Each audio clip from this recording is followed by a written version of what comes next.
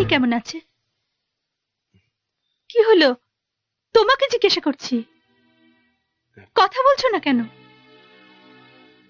তোমার শরীর এখন ভালো নেই সাথী, তুমি এখন রেস্ট নাও। মুন্নি মুন্নি ভালোই আছে। কোথায়? ও কোথায় আছে? ও ভালো হয়ে গ্রামে চলে গেছে। ভালো হয়ে গেছে? ওই অত্যাচারের পরেও এত তাড়াতাড়ি ভালো হয়ে গেল? না না, শোনো, আমাকে ওর কাছে নিয়ে চলো। দেখো, ওর ভালো ট্রিটমেন্ট দরকার। এখন আমাদের ওর কাছে যাওয়া ঠিক হবে না সাথী। কেন? ও ঠিক হলে মানে পুলিশ কেস হতে পারে। পুলিশ কেস হতে পারে? তার মানে পুলিশকে এখনো খবর দেওয়া হয়নি? দেখো, এটা ঘরের কথা, তোমার নিজের দেওর প্রবীর এখানে ইনভলভড, সেখানে তো। কি হলো? নিচে ডাকছে। তুই যা, আমি আসছি। পুলিশ এসছে। তুই যা, আমি আসছি। যা। দেখো সাথী, নিচে পুলিশ অপেক্ষা করছে, আমি নিচে যাচ্ছি। হয়তো পুলিশ তোমার সঙ্গে কথা বলতে পারে। তুমি বলে দেবে তুমি কিছু জানো না, তুমি কিছু দেখোনি। সাথী, পুলিশ চলে গেলে আমি তোমাকে সব বুঝিয়ে দেব। পুলিশ জিজ্ঞেস করলে বলবে শরীর ভালো ছিল না, তাই সারাদিন শুয়েছিলে তুমি, তুমি কিছু দেখোনি, তুমি কিচ্ছু জানো না। আমি আপনাকে বারবার বলছি ইন্সপেক্টর, আজ 7 দিন হয়ে গেল মুন্নি আমাদের বাড়িতে নেই। চুরি করে ধরা পড়ার পর আমি ওকে বাড়ি থেকে বার করে দিয়েছি, আর বেরিয়ে যাবার পর ওর কি হলো না হলো তার জন্য কি আমি দায়ী? মুন্নির স্টেটমেন্ট কিন্তু অন্য কথা বলছে মিস্টার রায় সর্বজ্ঞ। অন্য কথা? আপনার ছোট ছেলে প্রবীর আর তার সাঙ্গপাঙ্গরা ওর উপর পাশবিক অত্যাচার করেছে। মিথ্যে কথা, ডাহা মিথ্যে কথা। ও একটা বাজে চরিত্রহীন মেয়ে, কোন গুন্ডা বদমাইশের সাথে কেলেঙ্কারি করে আমাদের ফাঁসানোর চেষ্টা করছে। স্বামী বলছে চোর আর স্ত্রী বলছে চরিত্রহীনা, তাহলে কার কথা ঠিক? শৈল, তুই চুপ করো। ধনী, হোম মিনিস্টারকে ফোন করে বলো ওই পুলিশ ইন্সপেক্টরকে বদলি করে দিই। এই ফালতু ধমকি ইন্সপেক্টর বিনোদ রাউতকে দেবেন না, বুঝলেন? একটা নিরীহ করি মেয়েকে এই বাড়িতে বলাৎকার করে আবার ধমকি দিচ্ছেন। মুখ সামলে কথা বলুন ইন্সপেক্টর, এটা একজন ভদ্রলোকের বাড়ি। আপনি পুলিশের লোক বলে যা মুখে আসবে তাই বলে যেতে পারেন না। আমি বানিয়ে কিছু বলছি না, মুন্নি যে স্টেটমেন্ট দিয়েছে সেটাই বলছি। সাথীকে আমার স্ত্রী। কেন? মুন্নির বয়ান অনুসারে বলাৎকার চলাকালীন সাথী দেবী নিজের চোখে ঘটনাটা দেখেছেন। She is I witness. ডাকুন তাকে, বয়ান নেব। সাথীর শরীর ভালো নেই, সকাল থেকে বিছানা ছেড়ে উঠতে পারেনি। যদি কিছু জিজ্ঞেস করার থাকে কালকে করবেন। কালকে নয়, আজকে। ভদ্রলোকের বাড়ি তো, কাল সকালে হয়তো স্টেটমেন্ট বদলে যেতে পারে, সেই চান্স আমি আপনাকে দেব না। ইন্সপেক্টর পার্থ, চুপ কর। শৈল, হাতিকে নিয়ে এসো।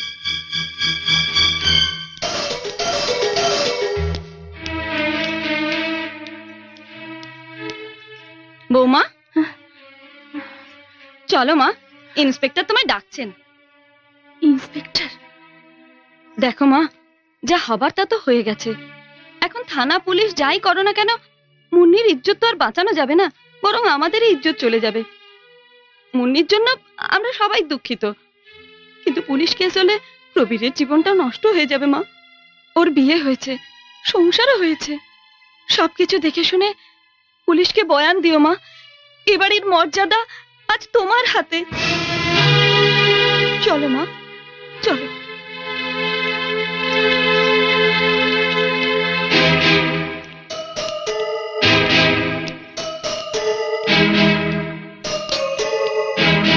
ইন্সপেক্টর, বৌমাকে যা জিজ্ঞেস করার আছে আপনি জিজ্ঞেস করতে পারেন। সাথী দেবী, মুন্নির বয়ান অনুসারে অত্যাচারিত হওয়ার সময় নিজের চোখে আপনি ঘটনাটা দেখেছেন। তাছাড়া আপনি ওকে ওদের হাত থেকে উদ্ধার করার বহু চেষ্টা করেছেন, কিন্তু পারেননি। আপনি জানেন সাথী দেবী, মুন্নি বর্তমানে হসপিটালে মৃত্যুর সঙ্গে লড়ছে। বলুন সাথী দেবী, সেই জানোয়ারটা কে? আপনি না বললে সেই জানোয়ারদের উপযুক্ত শাস্তি হবে না, বেচারি মুন্নির প্রতি অবিচার করা হবে। বলুন সাথী দেবী, সেই শয়তানটা কে? দেখুন ইন্সপেক্টর, আমার স্বামীর কাছ থেকে আপনি নিশ্চয়ই আমার শরীরের কথা শুনেছেন। মিথ্যে কথা, মিথ্যে কথা বলছেন আপনি। ফর হেভেন সেক, আপনি সত্যি কথা বলুন, সত্যি কথা বলুন। অন্তত মুন্নির জন্য আপনি সত্যি কথা বলুন, please. Inspector, good night. You may go now. Sathi Devi, আপনার এই মিথ্যে একটা জীবনকে ধ্বংস করে দিতে পারে।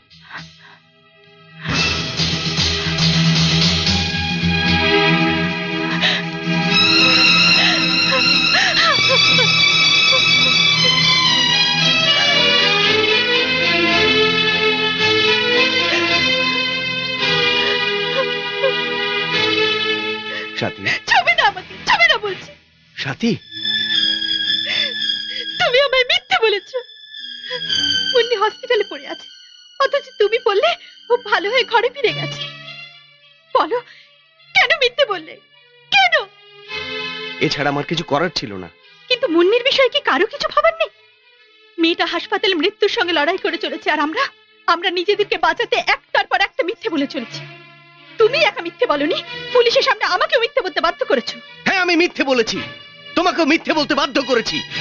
এছাড়া আর কোনো উপায় ছিল না, কারণ আমি জানি তোমার একটা সত্যি এই বাড়িটাকে ভেঙে চুরমার করে দিত, আমরা সবাই বরবাদ হয়ে যেতাম।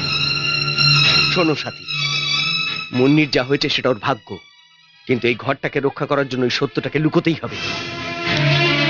কি বলছো তুমি? সাথী, প্রবীর আমার ভাই, একটা সামান্য ভুল করেছে বলে ওকে পুলিশের হাতে তুলে দিতে পারি না। পুলিশ, কোর্ট, আইন, কোনটা করা উচিত কোনটা করা উচিত নয়, এসব বিচার করার সময় এখন নেই। সবার আগে আমাদের কাছে মুন্নির জীবন। দেখো, যেভাবেই হোক মুন্নিকে আমাদের বাঁচাতে হবে। সাথী, বোঝার চেষ্টা করো। সাথী, এটা একটা ইমোশনে ভেঙে পড়ার সময় নয়, বি প্র্যাকটিক্যাল।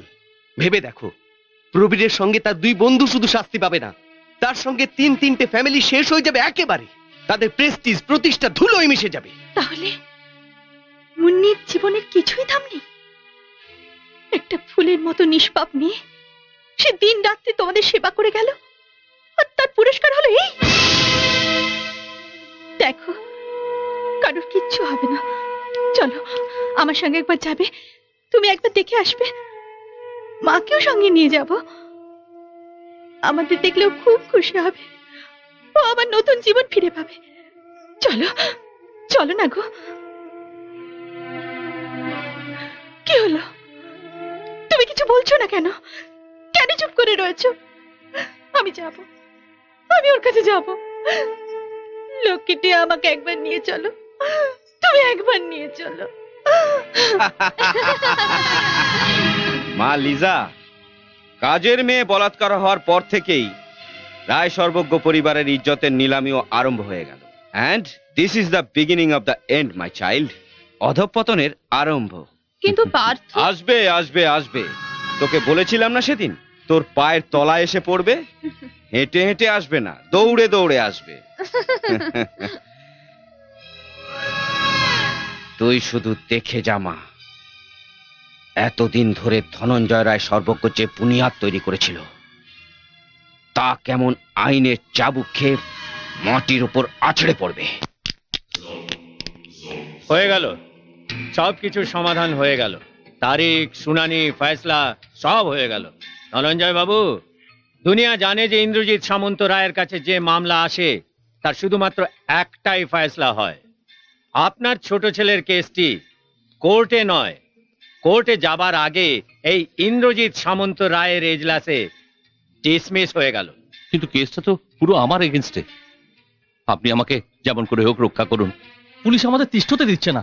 সেই ইন্সপেক্টর বিনোদ রাও আমাদের ঘুরিয়ে ফিরিয়ে অনেক প্রশ্ন জিজ্ঞাসা করছে। আমাদের ইজ্জত স্যার এখন আপনার হাতে। কয়েন কয়েন মিস্টার মিত্র, কয়েন, শুধু টাকার খেলা, আর কিছু নয়। শুনেছি আপনার কাছে তো তা প্রচুর আছে, তারা একটা অংশ দিলেই আপনার সব কেস সলভ হয়ে যাবে। সেই অংশটা কতখানি বলুন দেখি। আপনি কে? ও, তুমি কি দয়া করে চুপ করবে? শুনুন ধনঞ্জয় বাবু, বলাৎকার নতুন কোনো কেস নয়, মহাভারতের যুগ থেকে চলে আসছে। সেই সময় সতী নারীর উপর বলাৎকার হলে অভিশাপ দিয়ে দিত, কিন্তু এখন সেই অভিশাপ থেকে মুক্ত করবে উকিলরা। তারিখ নেওয়ার ছল করে কেস ঝুলিয়ে দিচ্ছে। কিন্তু এত বড় একটা কাজ করার আগে আপনার ছেলে আমাকে এখন কি করবো সেটা বলুন।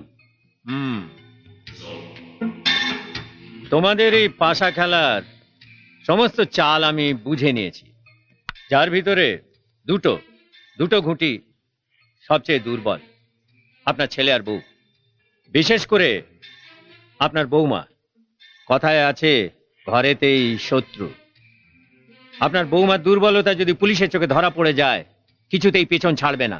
মড়ার উপরে যেরকম শকুন বসে, সেই রকম ওর উপর ঝাঁপিয়ে পড়বে।